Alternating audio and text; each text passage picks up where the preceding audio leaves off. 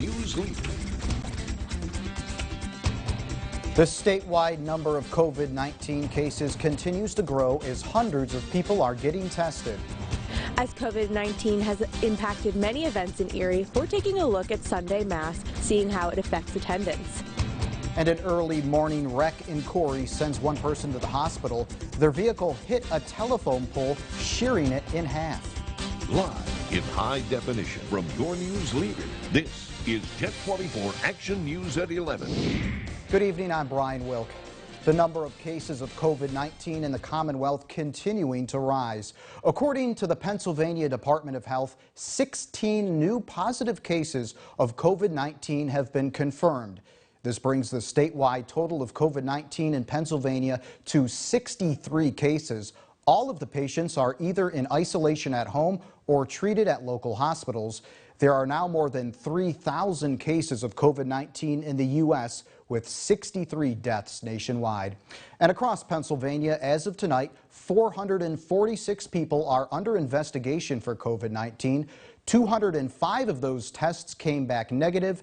183 are still pending. And Ohio Governor Mike DeWine announced Sunday afternoon that all restaurants and bars will close for the immediate future to help curb the spread of COVID-19. The story is new tonight at 11. DeWine says he came to the decision after being contacted by citizens around the state sharing photos and stories of crowded bars Saturday night, despite warnings of social distancing and the governor's edict limiting crowds to no larger than 100 people. The governor added he does not know how long the closure will last. And late tonight, Pennsylvania Governor Tom Wolf ordered all bars and restaurants in Allegheny, Bucks, Chester, Delaware, and Montgomery counties to close dine-in service for 14 days to help stop the spread of COVID-19. Now, carry-out, delivery, and drive-through businesses may still operate business. And a man in Ohio with a severe case of COVID-19 details his new reality in a hospital room. One scary detail is he's not sure where he picked it up.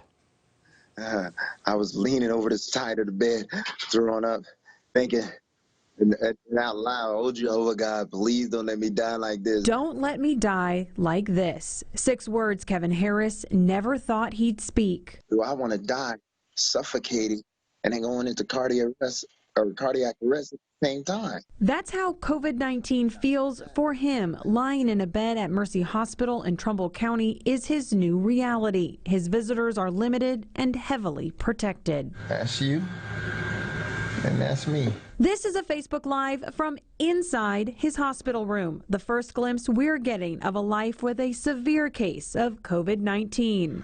Where he got it, he's not completely sure, but he has been in touch with investigators from the health department. It's uncharted territory to be as sick as I am and be the first case in our area. Harris says he was healthy until he wasn't. He spent a week at home thinking he had the flu, waiting almost too long. This is the worst way in the world to go.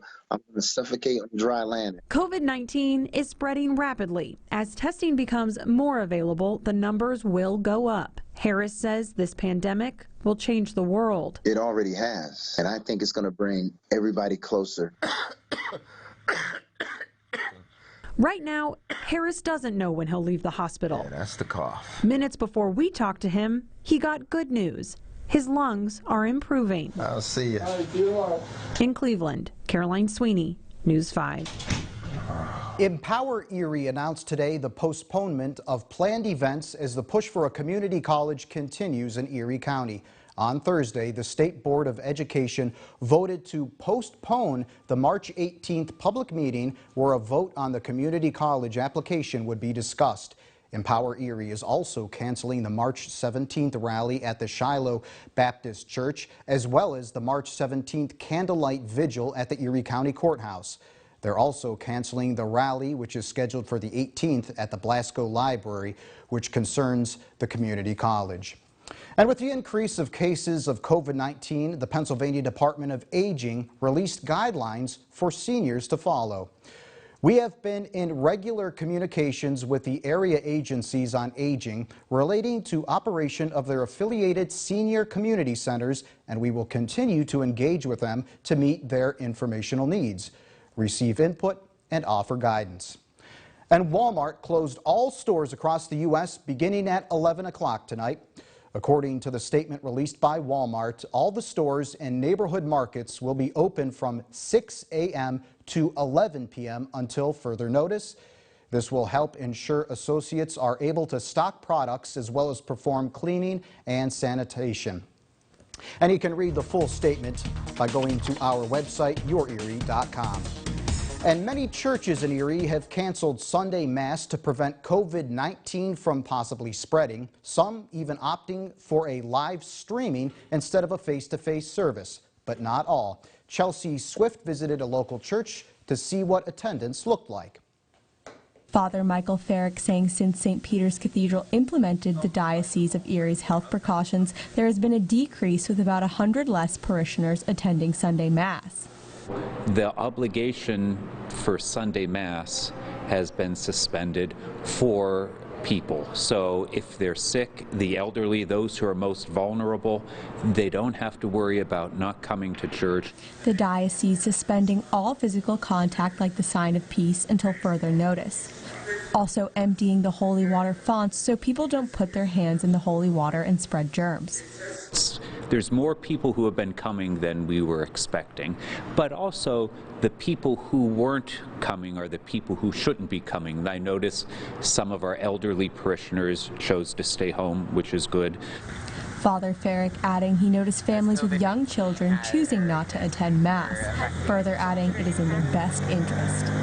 I spoke with some parishioners today that said they understand the risk of coming to Mass, however they came out due to their strong faith. I think we should attend Mass. However, I do think that being aware at all times is important. Mary Toy, a choir singer at St. Peter's Cathedral, telling Action News she would usually be singing in the choir Sunday Mass, adding she was disappointed to find out choir was canceled due to safety precautions. However, she believes it's the right thing to do. I think it's very important, especially if there's children and there's elderly people or sick people that have to stay home. Another reason for being super cautious. Chelsea Swift, Jet 24, Action News. And beginning today, you can now view Fox 66 on Dish TV. According to a statement released by our parent company, Nexstar, you will be able to view our sister station for the next 30 days because of the COVID-19 pandemic. They say, in quote, in light of all the news coverage surrounding the issue of coronavirus and the need to keep viewers informed of the latest developments on the issue, late this evening, Dish agreed to a short-term 30-day extension. And minor injuries are reported in an early morning accident in Corey. Crews responded to the 300 block of West Washington Street around 2 a.m. According to officials on scene, the driver lost control of the vehicle, hit a telephone pole, shearing the pole in half. The driver was taken to the hospital with what are described as minor injuries. Police are still investigating. And the Transportation Security Administration is allowing passengers to bring 12 ounces of sanitizer in their carry-on bags. A post on the TSA website says the policy will remain in place indefinitely. The agency says it's an effort to help people clean their hands during the coronavirus outbreak. Buying the sanitizer to stash in those carry-ons, that's a different matter, obviously. New York State is making its own hand sanitizer, and a distillery in Georgia is also trying that out. And Starbucks taking a precautionary measure to mitigate the spread of the coronavirus pandemic. The coffee chain announcing Sunday it is implementing a to-go model to ensure social distancing in its stores across the United States and Canada. In addition to preventing customers from gathering in its stores, the Seattle-based company will not allow seating both inside the cafes and on patios for at least the next 2 weeks. However, mobile order, drive-through, and delivery options will remain open in some of its stores. And the Federal Reserve is cutting interest rates to zero. It made the announcement Sunday. The last time the prime rate was this low was during the global recession about a decade ago. They also say it will purchase $700 billion of Treasury bonds and mortgage-backed securities, and it's working with international banks to lower rates on currency swaps. The move comes as coronavirus is causing schools and businesses to close, the travel industry to suffer, and markets to struggle. And coming up on Jet 24 Action News at 11, folks, they got the chance to enjoy the craze from the north that's been taking over the country. That's after Craig's forecast. Hey, Craig.